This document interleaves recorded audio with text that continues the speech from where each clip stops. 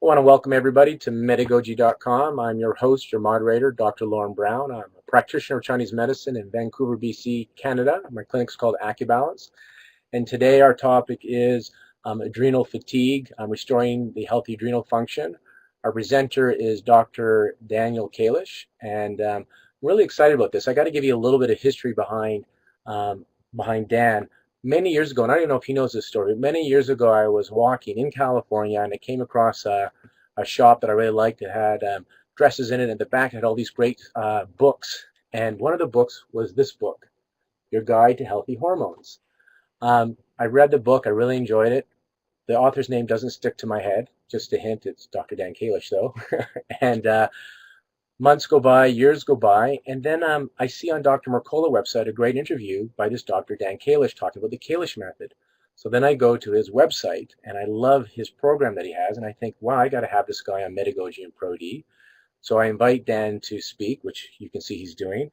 And I was talking about this book, and then as a fool, I realized it's his book, and then I later got his second book. So Dan is here on Medagogy, and it just shows you how important it is to share your thoughts and write books. Because I mean, this is the book that many years ago got me started on this functional medicine journey, and got me interested in having Dan Kalish come and speak to us today. If you want his official bio, please do go look at the Medagogy page or Pro-D page. You can see his official bio and all his credentials. I will let you know that you're about to hear a great lecture on functional medicine. If you haven't downloaded the handouts already, please go to the Medagogy page that you launched this webinar from, and you can see the handouts there. Dan has put together an incredible program. He calls it the Kalish method, and he has a program where he can train you online to really work with a functional medicine approach. We have a few courses on Medagogy for free that you can watch. We have one called How to Diagnose and Resolve Heartburn, Reflux, and Stomach Pain and Nausea. And there's another one on how to resolve or solve allergies with functional medicine. Plus, he has a 12-hour CEU-approved course on Pro-D seminars called Introducing Functional Medicine into Your Acupuncture Practice. So he's created a functional medicine program for acupuncturists. And if you like all that, then hopefully you'll check out his website because he has a very comprehensive. We're just showing you 12 hours. He has many hours of interaction online where if you really want to learn how to use this functional medicine approach in your clinic, then he can help train you. So we're hoping you're going to get some really good clinical pearls for your practice, and for the public that's watching this, you're going to get some ideas and maybe some of your signs and symptoms. You'll see how they're related, for example, here to your adrenal. And you'll find out that there are practitioners that do this functional medicine approach or integrative approach, so functional medicine with acupuncture, that can help you relieve a lot of these symptoms. Having said that, I do need to remind you of the disclaimer here that the course here that you're about to listen to, this lecture, and the handouts contain general information about medical conditions and treatment. This information is not advice. It's not meant to be used as treatment. So please do seek out a healthcare provider for your health conditions. Throughout the webinar, if you're watching this as the live webinar, please post your questions. I'll moderate those and present those to Dan. If you're watching this as a recording and you have more questions for Dan, then again, send them through Medagogy or go directly to Dan Kalish's website, which we'll put up as well. So without any further ado, I give you Dr. Dan Kalish. Thank you very much, Lauren. And that's a funny story about the book. I didn't know that. That cracks me up. So anyways, Dr. Dan Kalish here. I'm super happy to be talking to you all about testing the adrenal glands. And, just a reminder, too, that none of this stuff is new.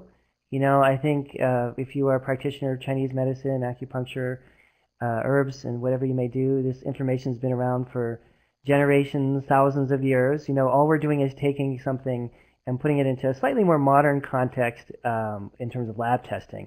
But I know you all have stress is a major component in all the practices that you work with. And I find that the particular way that I approach functional medicine works really, really well with acupuncture practices. I've been worked with a lot of different clinics over the years. So I'm going to talk a little bit about my background, what the adrenal glands are, how they get stressed, how we look at stress, again, in this Western model, and the relationship, and this is an interesting one, to GI health, which is really, really critical. And we'll talk a little bit about, how you can start to fix these problems, too, which is the important part. So I went to school, I ended up with a bachelor's degree in physiological psychology and philosophy from Antioch College. When I was doing that, I studied at Cambridge University. I was very ambitious as a younger person. Ended up going to Chiropractic College. I've been in practice forever. I'm at that stage of my career where I try to make it seem like I've been in practice less time than more time, but over 20 years, lots and lots of patients. And then I've got this like strange resume of things that happen to me all the time. Patrick Kennedy picked up the phone and called me a couple years ago. He invited me to this One Mind for Research program in integrative neurology. Go figure. I was trapped in a suite of rooms at a fancy hotel in Boston for 3 or 4 days with the 200 top neuroscientists in the world. I've worked with the Mayo Clinic, really interested in the Mayo Clinic practitioners. A bunch of them taken my class. I work with them on a regular basis still. And even, this wide range of people that are interested in this stuff, from Mayo Clinic to Mercola, trained Mercola's whole staff. We've got about 700 people that have gone through my training program now, keeping ourselves busy. But when we go back in time, this is me when I had a lot of hair, to my earlier clinic days, I was not doing so well health-wise.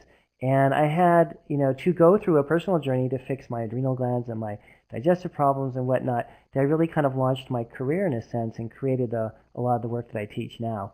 So a lot of this is from personal experience and then from some really excellent training from a whole variety of functional medicine experts that really sort of took me under their wing and spent a lot of years working with me. So, in terms of how we think about functional medicine itself, and there's a lot of different models for functional medicine, and what I try to do is just keep it as simple as humanly possible, because life, as you all know, is complicated enough as it is, right? So the idea here is that we have these different levels, and we have patients that are coming in under the symptomatic umbrella, where they're having symptoms and problems, and we have to, address that in some way, indirectly, hopefully. We have body systems that we're going to talk about, hormones, gut, detox, different systems, right? And then we have the underlying root causes, which is what we're trying to determine based on the labs. So I see the sort of work that we have as practitioners is to translate for our patients who are suffering from symptoms this language of functional medicine, which is based on body systems and based on root causes. And, people don't come in thinking that they have a root cause of a certain problem. They're coming in tired or depressed or fat, and we have to then, try to solve that. And so years ago, I had an inspiration, which I get sporadically, and I thought, hey, office manager, why don't you please go out and get a whole year of every new patient charts, pull the charts. This is back when we used paper, actually, and pull every new patient chart for the last year, and I want you to write down the top 3 complaints of every one of my new patients in the last year. And she was gracious enough to do this, and when the information came back on my desk, I realized that the vast majority, probably 90+% of the patients that I was seeing suffered from one of these 5 problems that's up on the board right now. And so this was sort of a breakthrough for me, just thinking-wise, that I could categorize people in a way that most people that I was working with were either overweight, fatigued, depressed, had digestive problems, or female hormone problems. And so once I realized that was a big component of my practice, I started to think about it, and you look around, and these are really, it wasn't a mistake that this happened. These 5 complaints lend themselves well to functional medicine protocols. They're very consistently, effectively addressed with functional medicine.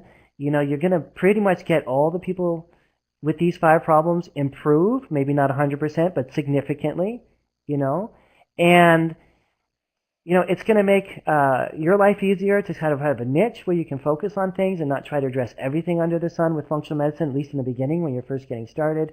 And then the other beautiful thing about these big 5 symptoms is that they're not very well treated and oftentimes mistreated and made worse by conventional medicine. So what a really great niche for us, something that the competition, the conventional doctors don't do well on. In fact, they may make people worse usually for the treatments that they offer, and something that we can do a great job on with functional medicine. And so again, it can be a very complex subject area, but if you break it down to these 5 chief complaints, it makes it so simple, and then you can move on to the more complicated cases, once you get more advanced in this work. So again, simplicity, we're looking at 3 body systems, the hormonal, digestive, and detox systems. Lab tests for each system, right?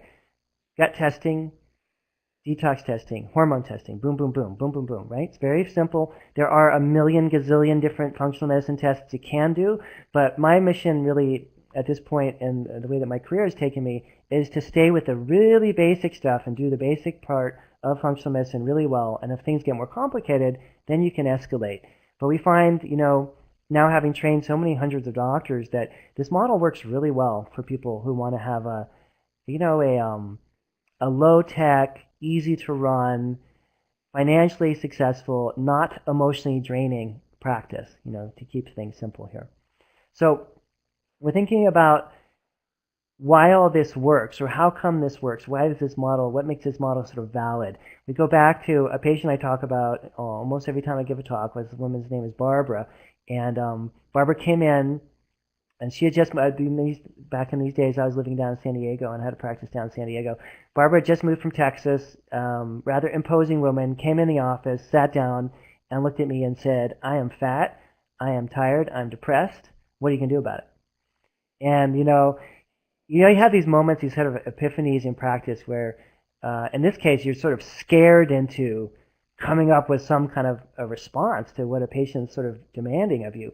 And rather than being polite and really deferential, as many patients are, she was maybe like more confrontational, like, "Yeah, you fixed all my girlfriends, but what are you going to do for me, and why am I going to lay down all this money to treat you?"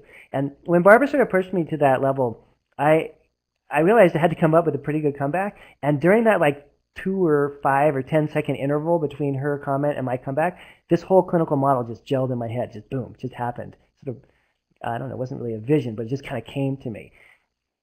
And this is what I teach now. It's a really great model. It works well. And it's totally predicated on everything that I had already learned. I actually didn't make any of this up. I just sort of synthesized it and created some really kind of colorful looking PowerPoints. But this is, to me, the heart and soul of functional medicine as I was taught functional medicine, now in a format that's easier to understand. Okay? So none of this is original. This is just my framing of it. Let's put it that way. How your body falls apart. We're under stress. What kind of stress? Emotional stress is the leading stress. Someone dies, there's a divorce, you have a baby, you have your third baby, right? You're working too hard. That stress pushes that first body system, the adrenals, to the max. Eventually, if the stress goes on for long enough, then the GI system starts to fall apart. Okay, and there's complicated reasons for that. We can talk about secretory IgA levels are lowered or up raised. The gut basically wears out as we're under a lot of continued stress. Then all of a sudden, you have what we call leaky gut. You start to pick up pathogens. You're reacting to foods. All these different GI problems start to develop once you're in the stress pattern for long enough. And then eventually, if the gut is generating enough badness in the world, it's going to dump a whole boatload of toxins onto the liver. The detox systems of the body start to crash. So this is a pretty consistent pattern. People are under a lot of stress. Their GI falls apart. They get toxic. And what we're looking for with the labs is where in this process you're going to intervene, how bad is it, and what are we going to do about it, all right? So this is not true 100% of the time. Nothing is true 100% of the time. But this is a good enough model for us to base, whole practices on. So then the epiphany part of this, because you can see that the model is pretty straightforward, right? The epiphany part for me, though, was that the model dictates the correction, right? So we're going to correct the body system in the order in which the problems occurred, which is a very, very ancient idea in all kinds of other systems of medicine, right? This is not new. It's just sort of a framing of it in functional medicine. We're going to test and correct the hormones and the GI tract and the detox systems in that order. You can do all the labs right away if you want, but when we do treatment protocols, we're very specific about starting with addressing the stress response, then fixing GI, and then detoxing the person at the end, which runs counter to a lot of ways that programs are done, but can get into detail later if you have specific questions about why that sequence is so important. But it turns out that I think the hallmarks of what I do that make it special in terms of functional medicine are that it's lab-based and that we have a really clear model that's sequenced out. So we're not trying to change it for every patient.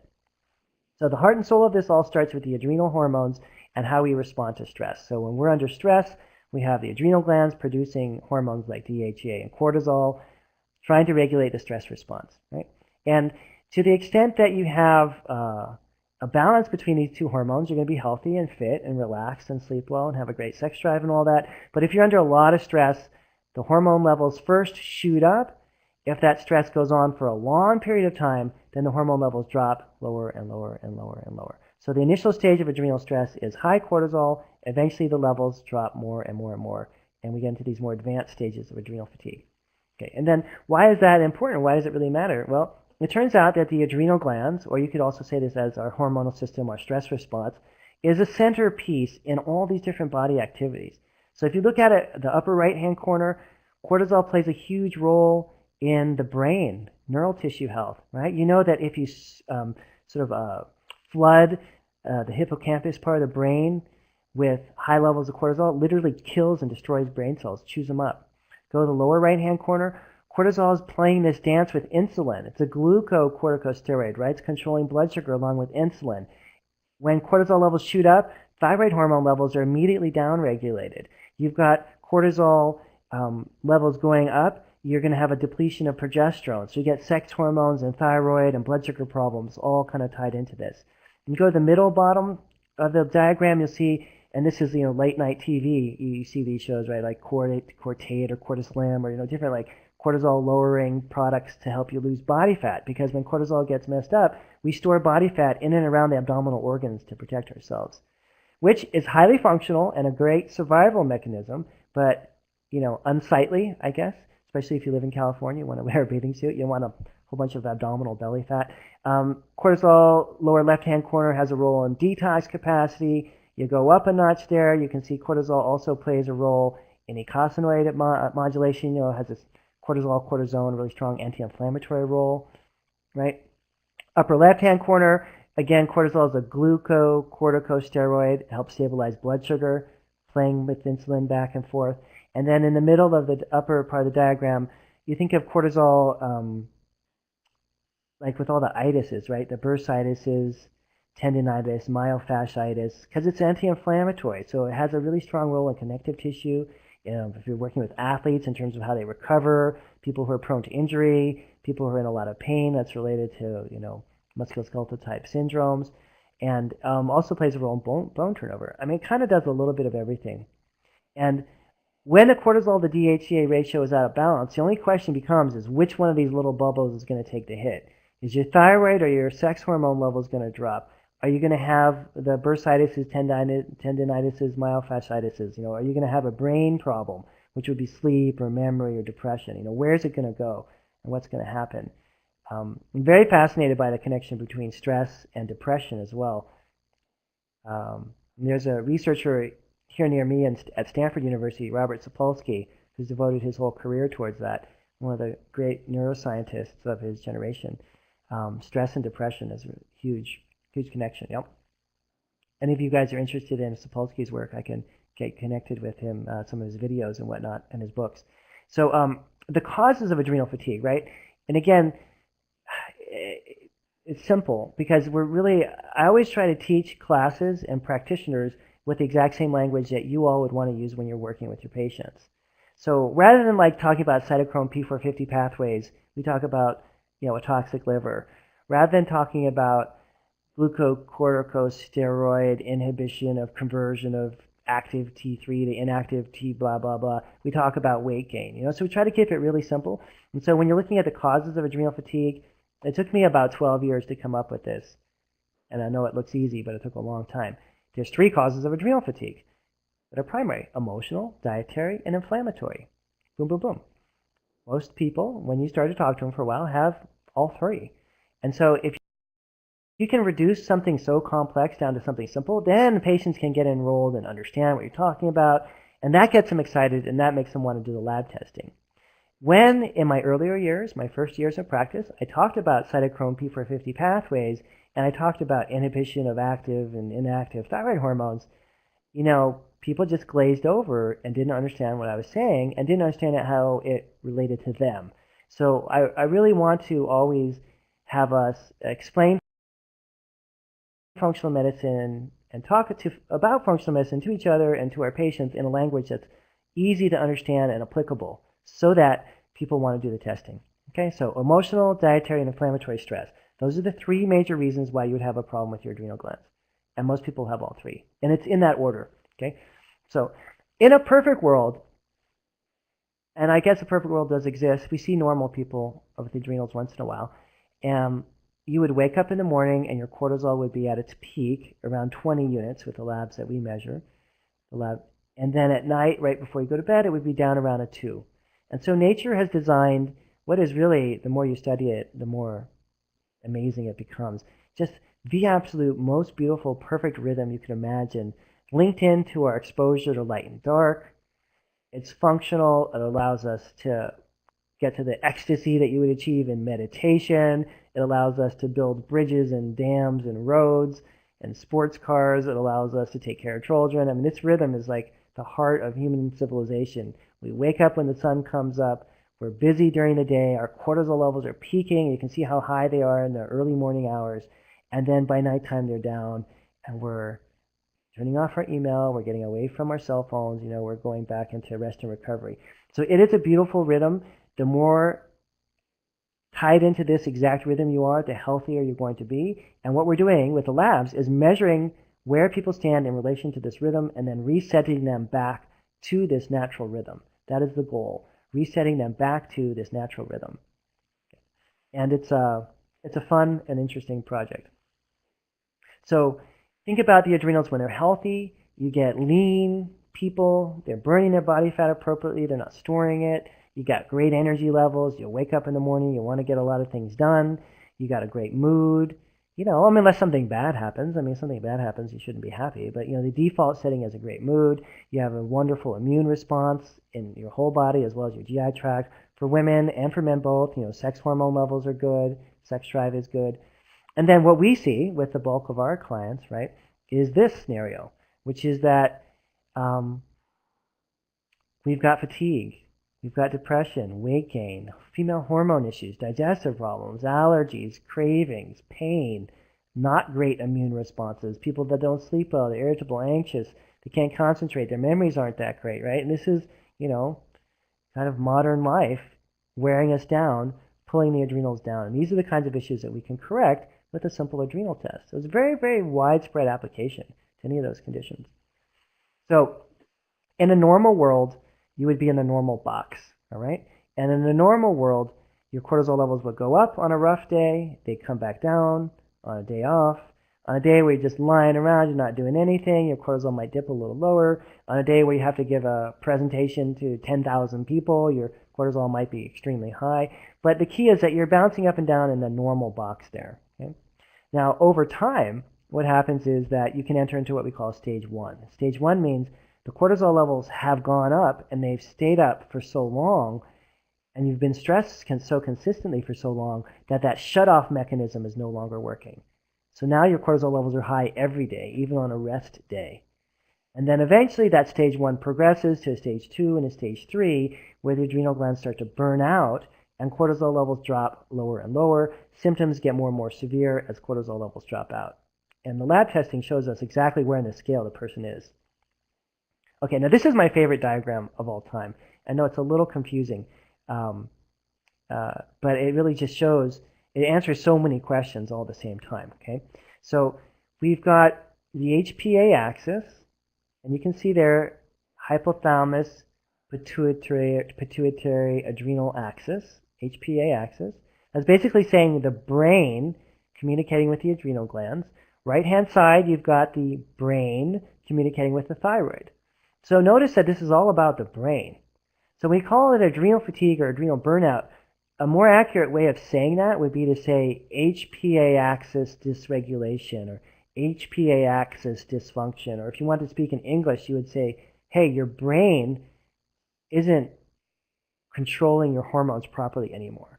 Your brain has seen too much. Your brain has been under stress for long enough. It doesn't know how to reset and bring things back down to where they should be. So at some deeper level, if you want to get a little metaphysical with all this stuff, or if you really want to delve into the biochemistry, it's really a brain-related problem. And that's why Patrick Kennedy picked up the phone and called me and invited me to this neuroscience conference, because he understood at a deep level that, there's something going on here there's more to all this than just giving people antidepressants and anti-anxiety drugs and trying to treat people for all these various neurological, brain-related problems. That stress is a big component in these different issues that are really, really common with people that we're working with. Okay, so think about it this way. When the brain is under stress, it tells the adrenal glands to make more cortisol. There's normally a feedback loop that now the stress is over, and the brain then tells the adrenal glands, okay, chill out. It's over. The tiger is gone. You don't have to run anymore.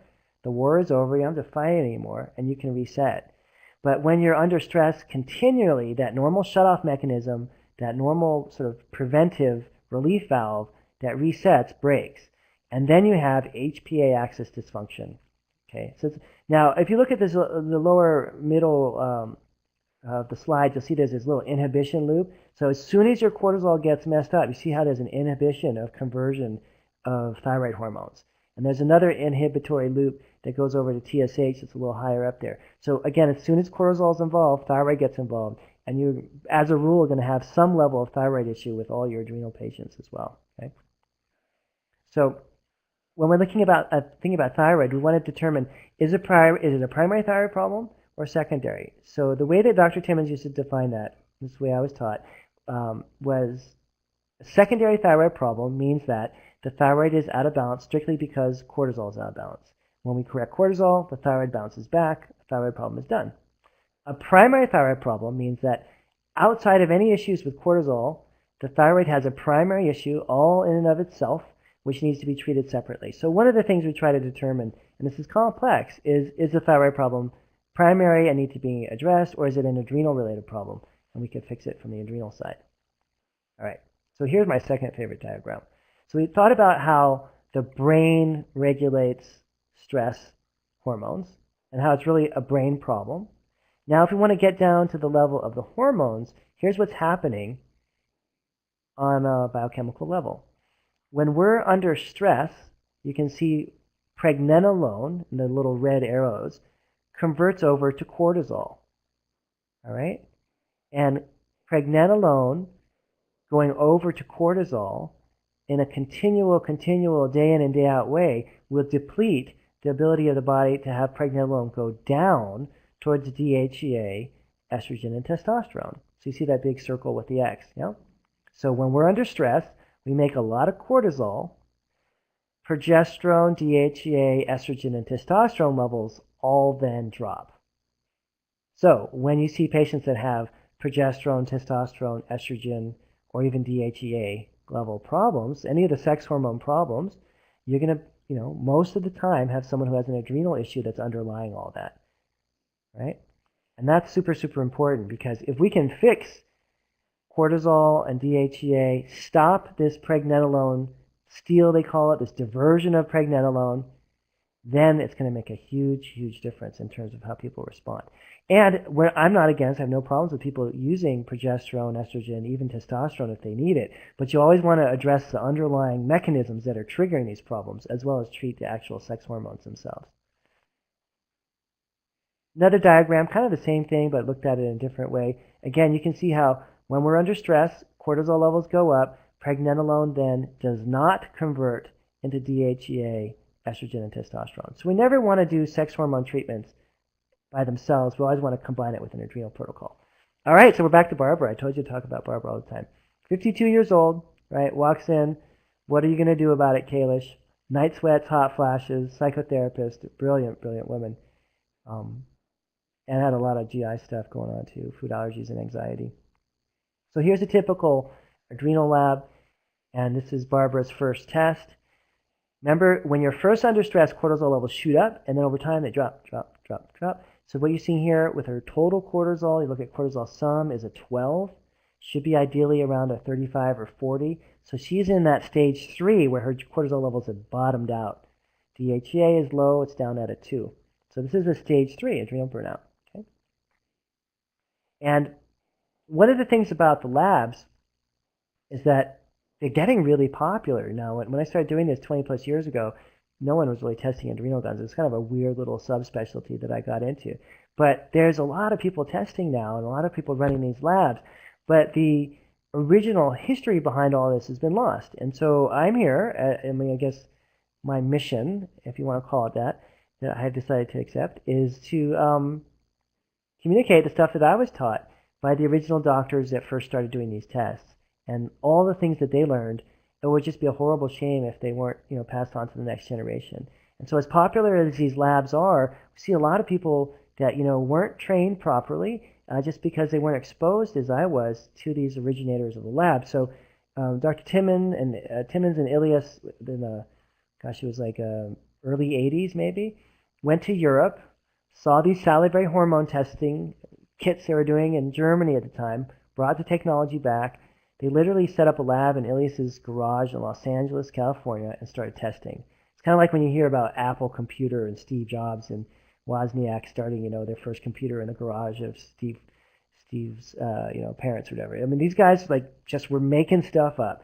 They ran all these cortisol tests, and then they started to experiment with correcting the HPA axis. And their mission in their day, this is way before I came on the scene. I was in high school, okay? Their mission in their day was to figure out how can we fix this HPA axis without using drugs. Nothing prescription-based. How can we fix the HPA axis? And their sort of criteria for doing that was we want to test people, we want to give them a program, we want to pull them off of all the supplements, we want to retest them and show that there's been a serious, significant improvement in their production of these hormones, even though they're not doing any of the treatments at the time that they're retested, right? So you want a lab, you want an intervention period, you want to stop for a few days and see what the adrenal glands are doing so that you know that you're fixing the internal production. You're not just propping the person up while they're taking their product. So a lot of what they learned is highly counterintuitive. A lot of what they learned. Number one is they found, on the board here, that high dosages were completely unnecessary and actually made people worse. What do I mean by that? If you give a large amount of DHEA, let's say 100 milligrams of DHEA all at one time, it will lower your internal production of DHEA. To make it even worse, if you're in a stage 3, like Barbara is, right, you give high dosages of DHEA to stage 3, it lowers cortisol as well as lowering DHEA production. So you doubly make the person worse. Do they feel worse? Not necessarily. They could feel great if they're on a lot of DHEA. So again, their standard was not we're making people feel better. Their standard was we want to make sure that these hormones are actually getting corrected. The internal production, the HPA axis is getting corrected, coming back online. So the dosages that we use are really, really, really, really low. That was one of the biggest tricks they figured out. They also figured out that to reset the HPA axis, this is point number 2 here, and to restore normal internal production. Remember, we don't care how people feel. We want the internal production to come back. And when people have normal internal production, trust me, they feel great. To reset it, they had to use DHEA and pregnenolone in these very low dosages together at the same time. That was another big breakthrough. Large dosages didn't work. One product at a time didn't work. The combination of DHEA and pregnenolone worked the best. They also then experimented with pills and creams and sublinguals, and there's all kinds of different products on the market. And they determined that the sublinguals were the most effective, although you can use pills as well. Creams are the hardest to work with. You can do it, but it's a lot harder. So, low dosages, DHEA and pregnenolone together, based on the labs, and usually the sublinguals are going to work the best. Not always, but usually. So what I see a lot of times is the opposite of this. We see now patients having adrenal labs run and getting put on prescription hydrocortisone, right, or prescription cortisol. What Dr. Ilias and Dr. Timmons were trying to do in their research was to find a natural, non-prescription, non-harmful way of resetting all these systems. And, drugs like hydrocortisone really are never necessary for adrenal fatigue. They may be necessary and very necessary for people with endocrine disorders that are much more serious, but for adrenal exhaustion, we don't need to go to that extent. It's not effective. It doesn't work any better. So low dosages of DHEA and pregnenolone, and then, this is kind of obvious, but you also want to supply the vitamins and minerals and nutrients that the person needs for the adrenal glands to repair. Because we're resetting the HPA axis, providing these super low dosages that mimic normal production of DHEA and pregnenolone, and then the precursor nutrients that the adrenal glands need just to repair and function well. That could be anything from vitamin C to magnesium to B vitamins. Of course, you want to work with lifestyle changes, and the lifestyle changes in this work are probably, as you guys know, 50 to 80% of why it works so well. So having a person eating healthier, that could be half of the success of the whole program. Getting their GI system fixed, that could be, a third of the success of the whole program. Just dealing with the lifestyle variables from exercise to sleep, it's pretty much impossible to heal someone's adrenal glands if they're not sleeping well. So, there's just sort of basic lifestyle stuff that we don't talk about or have tons of time to talk about today, but you just acknowledge, or I'll just acknowledge, that that's a huge part of the program of the lifestyle changes. Now, I want to talk a little bit about leaky gut, because this is, again, really popular, and people get a little confused sometimes. And the way that I was trained, very straightforward, was that leaky gut, or we could call it hidden inflammation, inflammatory stuff coming from the gut, is one of the biggest stresses on the adrenal glands. Remember we said there's emotional, dietary, and inflammatory stresses? One of the major inflammatory stresses on the adrenal glands is coming from the gut. Remember, those three are in the order of importance. So emotional stress is the most significant push on the adrenal glands. Bad relationships, emotional disconnection, lack of spiritual belief, confusion about what person's doing with their life, all that kind of emotional stuff, angst and whatnot. Dietary stress, number 2, and then inflammatory stresses are number 3. So this is an important one to deal with. You've got to figure out what foods are pro-inflammatory, pull them out, diagnose and treat any parasites, bacteria, yeast, to make sure that any kind of inflammatory agent in the gut is removed so we know that things are going to work properly. If you don't address the gut, it's hard to fix the adrenals. And the sort of crossover mechanism here between the gut and adrenals is secretory IgA. So secretory immunoglobulin A, or SIG-A, that's going to control the immune response in the gut. It's regulated itself by cortisol. So that means that if your cortisol is messed up, your SIG-A is going to get messed up, and then your gut is a target. Right? Similarly, if your gut is inflamed for a long time because of foods or pathogens, that's going to mess up your SIG-A and mess up your cortisol because of the inflammatory component. So the gut health is dependent on the adrenals are dependent on the gut, right? This is a total chicken and egg kind of thing going back and forth. And what we want ideally, healthy sleep rhythm, healthy cortisol production we saw earlier, and we want a really healthy GI tract as well. So you can imagine, these little villi, microvilli, gazillions of them sticking up in the gut, right? And we want to make sure that there's, they're fully intact, they're functioning well, they're absorbing well, and that there's no kind of damage to the intestinal tract. And this is what it should look like. Most of the people that we work with have some level of villous atrophy, meaning that rather than the normal projection sticking up like this, they're blunted or damaged to a certain extent. Some people who are really highly damaged, it could be that they're flat and there's absolutely complete villous atrophy, meaning they're completely gone. But most of the people that we work with aren't that sick, and they still have some villi. We just need to get them to repair, get the leaky gut to work properly again to complete this whole circuit, so to speak. So in terms of dietary stresses, remember, it's 3 major stresses: emotional, dietary, and inflammatory. So for dietary stresses, overconsumption of food is huge. Even if the person's eating really healthy food, if they're eating too much healthy food, that's a problem.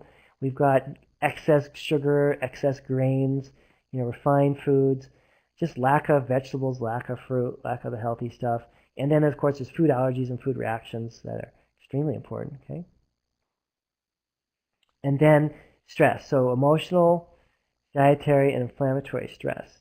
What are the different kinds of stress and how are we going to react to it, and thinking about, this is my latest thing. When we're talking about this in class, and I teach doctors every week, and we have a couple hundred doctors a year coming through my training program. So I talk to them all every week, and in the different classes. And the interesting thing is how often, it's not just my practice, but how often we see in most of the practices that I work with that the emotional stressors are really the lead problem in that person's overall health picture. Now, you as an acupuncturist, me as a chiropractor, someone as a nutritionist, that may or may not be something you're comfortable addressing. You may or may not want to do coaching or counseling work around emotional stuff. I personally don't, but I feel like it's our job to identify what the emotional, spiritual disconnection is and get the person directed in the right way. So if they're in a bad relationship, get them into couples counseling. If they're still grieving the loss of a parent, to get them to a grief counselor. If they're fighting addiction, I have a lot of patients working with addiction issues. They need to have an addiction counselor or a 12-step group or some kind of emotional support for their eating disorder or for their alcohol or drug addiction, whatever it may be. So just making sure that we're addressing the stress component, and even if you're not doing that work directly yourself, that you're sure that the person's getting the right kind of help that they need. And you don't have to be, doing all of this, but you want to make sure that you're able to cover all the different stresses that our folks are under. Now, we do a lot of coaching around food. This can get very complex into GAPS diets, SCD diet, food allergy elimination types of diets. But at the most basic level, everyone at least needs to be eating, 3 meals a day, figuring out what the protein and veggie combination should be, having some carb, maybe some starchy carb, but being real careful because, of course, most of us overdo it with carbs, and realizing that for the adrenals, we're very, very carbohydrate sensitive. The adrenal glands are regulating blood sugar, so you have to be careful. The excess carbs are really going to throw the adrenals off quickly. Some of the people that we work with have to avoid all grains and all inflammatory foods. Some people can get away with eating grains. Some people can even eat grains with gluten in them. So there's a spectrum, right? Some of my patients have to be 100% grain-free. Some just need to eliminate gluten-free grains. Some can even tolerate regular wheat bread. So trying to figure out where on the spectrum the person is, making sure they're getting good fats and they're eating in a healthy way and they're relaxed, etc. And of course, the most common nutritional deficiency we all see is, dehydration, so basic. So then this goes back to the old school guys again, Dr. Timmons and his gang. What they found was that a certain subset of adrenal fatigue patients only responded to their adrenal supplements when they went on a gluten, soy, and dairy-free diet. Does everybody have to do this? No. A lot of people, yeah. The more burned out the adrenals are, probably the more important this becomes. Line number 2 there, even more challenging, eliminating alcohol, caffeine, all the sodas. Obviously, alcohol is a sugar. It's going to affect the adrenal glands. It's going to affect your liver in a negative way. Caffeine, coffee is going to be a huge push on the adrenal glands. It's going to force you to make tons of cortisol. It's also hard on your liver. And sodas have their own set of evils to them. And then trying to get people directed into a healthy diet. We spend a lot of time on dietary counseling as part of this, so you know. Gluten and dairy-free, it can be a common, trigger for the inflammatory response. And again, the more burned out the adrenals are, the more that we tend to want to lead towards doing gluten and dairy-free diets. And then not everyone's reactive to milk. A lot of people drink milk and it can be quite healthy for them. But some people, you have to make sure you identify those folks that can't tolerate milk. And then making sure that you're dealing with the cravings. We work with a lot of eating disorders, and that's a whole other subspecialty. I have a whole talk on eating disorders too. We do someday. It's pretty important stuff. Okay, and then this is my favorite subject. And we talk about this for months in the training program, like literally a couple months, which is finding the pathogens. Are there bacteria like C. diff and H. pylori causing chronic inflammation and gut problems and adrenal exhaustion? Are there parasites like Giardia or E. histo or Blasto or Crypto or Ascaris? I had 2 patients last week that had, parasitic worms in their guts. Just disgusting and important to knock out. I mean, how are you going to be healthy if you have like a nest full of worms living in your intestinal tract that are eating all your food for you? And then, of course, the ever-present Candida issue. We do a lot of lab work for Candida, try to figure that one out. It's a hard one to figure out with the testing. And then we've got, remember, emotional, dietary, and inflammatory stresses. So diet, you can control with things like gluten-free, grain-free, sugar-free, trying to get the inflammatory foods out, making sure the blood sugar is controlled, because the adrenals play a big role in blood sugar. Inflammation, we start with the gut. We also work with the liver. You want to make sure there's no gut infections. You get the diet under control. You get the inflammation in the gut down. Now you're setting the stage for the adrenal hormones to be able to repair. And then your biggest one, and this is the number 1 stress on the adrenal glands in terms of importance, and probably the hardest one for us to work with as practitioners, is how we all react to emotional and spiritual stress. Oh my gosh, we talked about this for years, right? So I don't even know what to say. I mean, I've studied this for so long and worked with this for so long on so many people. It's really, let me put it this way. I was in LA last month, about 2 months ago, and I went out to dinner. It was at a conference, a health conference. I went out to dinner just by happenstance with this 2 doctor friends, and we met these other doctors at the restaurant. We ended up sitting down, 8 of us at this table to have dinner at a really great farm-to-table organic food restaurant in LA. Go figure, okay? And so it's 8 doctors sitting around the table. I was the youngest. I'm 50 years old in a couple weeks. I was the youngest doctor there. And I added it up. Everyone at the table had been in practice. I've been in practice 22, 23 years. Everybody else at the table had been in practice for at least 30 years, some 40, 45 years of practice. So there's a couple hundred years of clinical experience at this table. And each one of these doctors, in different ways, said the same thing, which is that, and this is at the end of 30 or 40 years, right? Well, it really all boils down to our spiritual connection, doesn't it? People get unhealthy when they're not spiritually connected. I see all my patients are spiritually disconnected. I find that different ways. They all through the evening, and we were stuck waiting for the meal for like a couple hours. There's some delay in the kitchen, so we had a long time to talk. And everybody in a different way said the same thing, which was that after all these decades of experience, they realized that of course they're doing chiropractic or acupuncture, or they're practicing medicine still. They're not doing their how they were trained as a medical doctor, acupuncturist, or chiropractor, but that they realize, not at the end of their careers, but sort of at the peak of their careers after 30 or 40 years of practice, that emotional and spiritual connection is really at the heart of all disease. And so when you get that kind of brain power and that kind of experience all saying the same thing, you got to realize there's a truth to this, which is that the heart of all the issues that we deal with is emotional and spiritual disconnection. Now, whether you talk to your patients about that or not, it's totally a different decision. But if you know that inside, and that's maybe something that you communicate without talking about it. For example, my teacher, Dr. Timmons, never said a word about spiritual practice, God, religion, or anything, and yet his primary understanding was that patients were in a spiritual crisis. He never mentioned it. He was old school, right? Not a word. All those years I studied with him, did he ever bring it up? I listened to him work with hundreds of patients. I was always there by his side watching him work with patients. He never talked about spiritual stuff ever. But he expressed it through his being, right? So that's what we're talking about.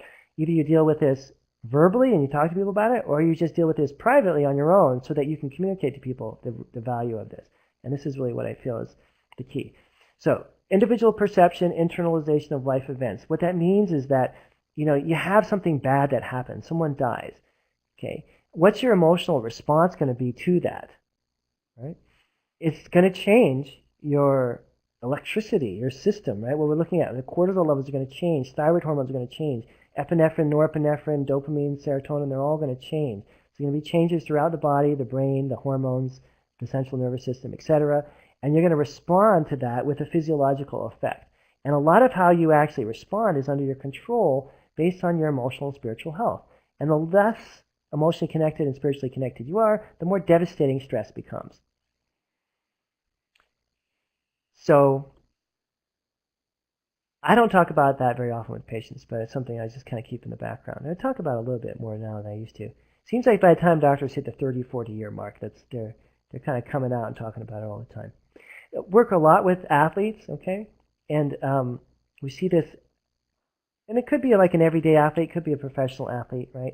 So we see the overactivity, pushing, that you see with athletes, and you see the same thing with a corporate executive who's maybe doing this with work rather than with athletics, is that you're going to just get burned out. And the healthier the adrenal glands are, the more stress we can handle. So a lot of times in the beginning, we have to have people back off on exercise and do more restorative stuff to start to repair, right? And then there's basic lifestyle guidelines. Proper exercise, a stress relief, talked a little bit about sleep, super important, making sure relationships are healthy and good and all working well for you. And then here's the basic process that we go through, just so you can see how this would roll out if you want to start doing this in your clinic. You do an initial consult, you get the person to buy the test kits, they collect samples, they go home, they do the samples, the analysis comes in, you get a lab report back, you sit down with them, this is the hardest part probably, you go through the lab, you interpret it, you explain what it means, what they should do, you start to design protocols, get them set up for follow-up and then for maintenance. So, I've done this for so many hundreds of doctors now. It's more complicated than it seems on the surface. There's a lot of moving parts, and you're really setting up a whole new part of your practice. So part of just getting the flow right with this takes people a year or two to get it all down, okay? Now, in terms of actually what we do in terms of lab work, if you want to start doing some of the testing, we test hormones. I do the adrenal testing on everyone.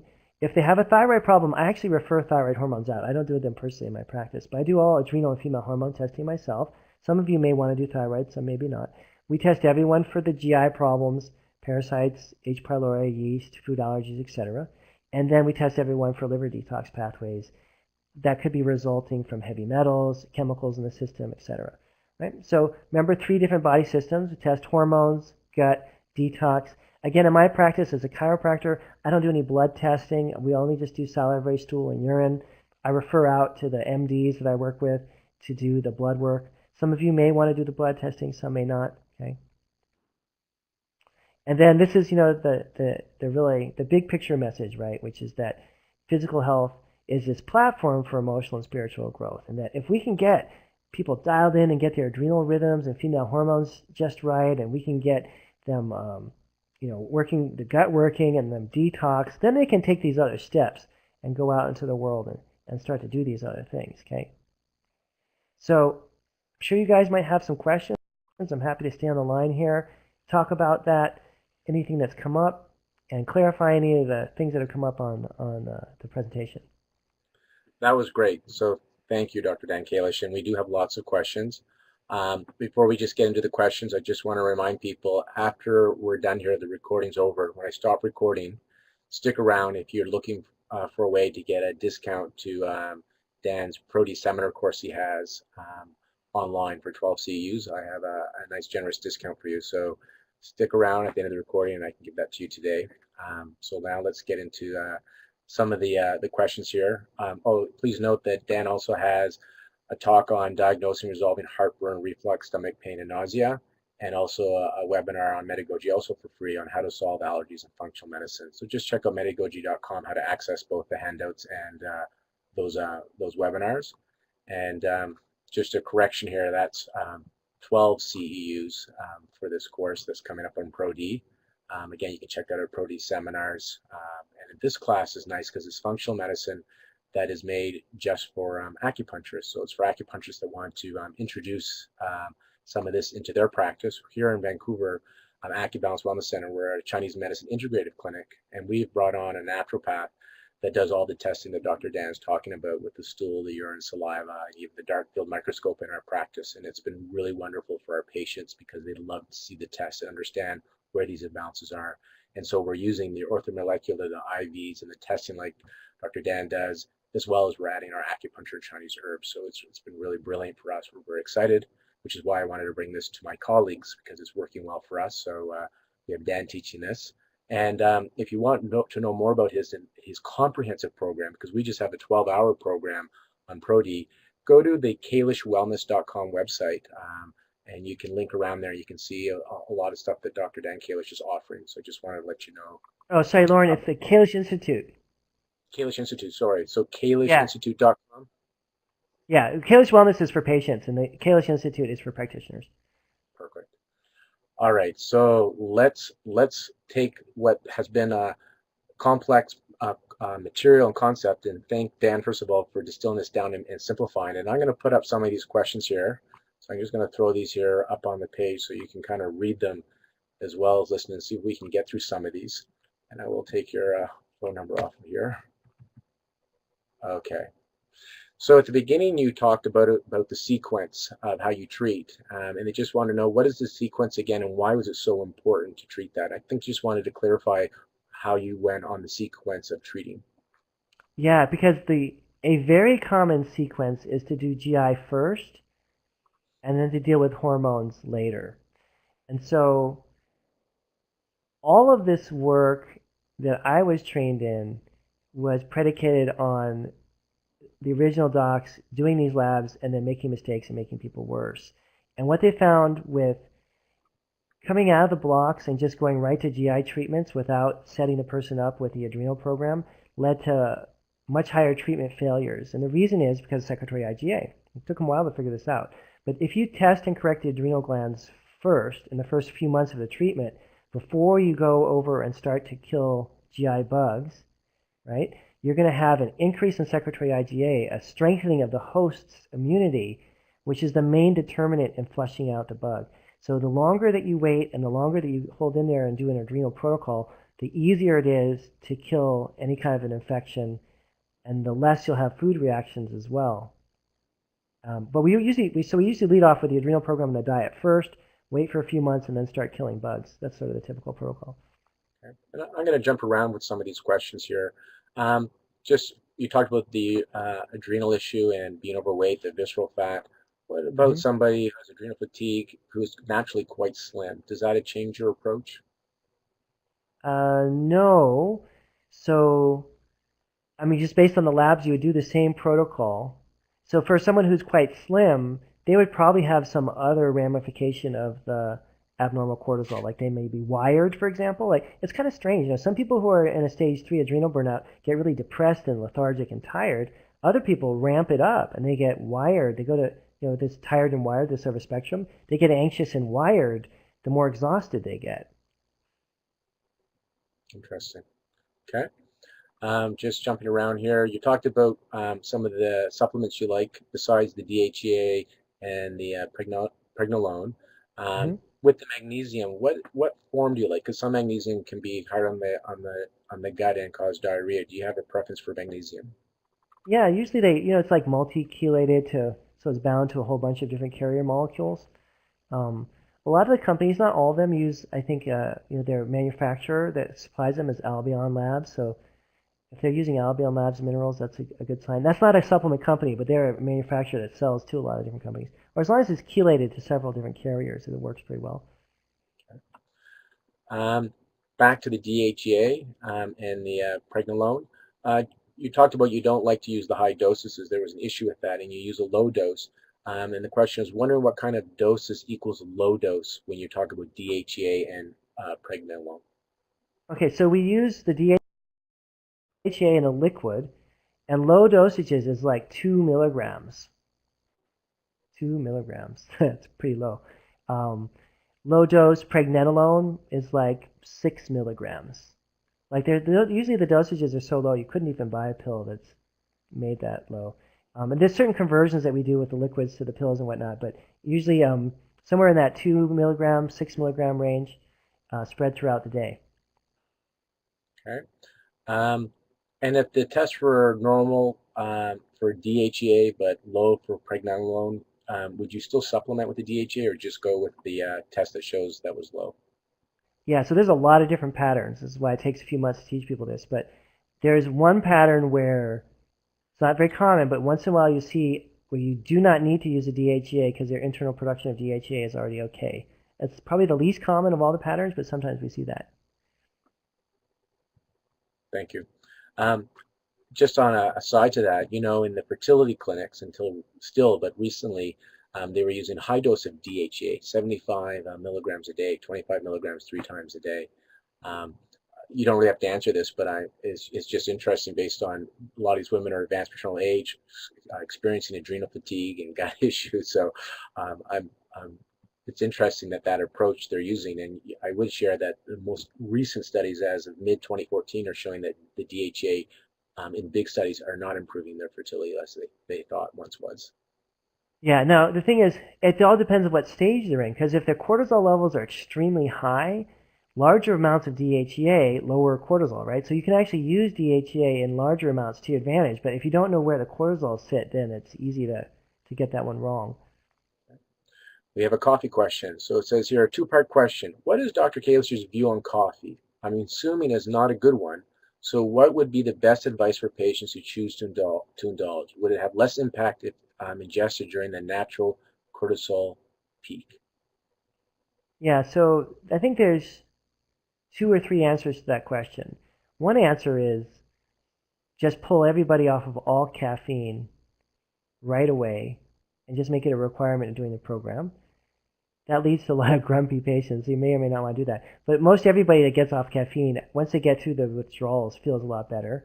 The other attitude, and I do this one more often now, is to just have them reduce their caffeine intake by half every 2 weeks until they eventually taper off of it. So if they have 3 cups a day, cut it back to 2 cups for 2 weeks, then cut it to a cup for 2 weeks, and then go to decaf for 2 weeks, and then stop.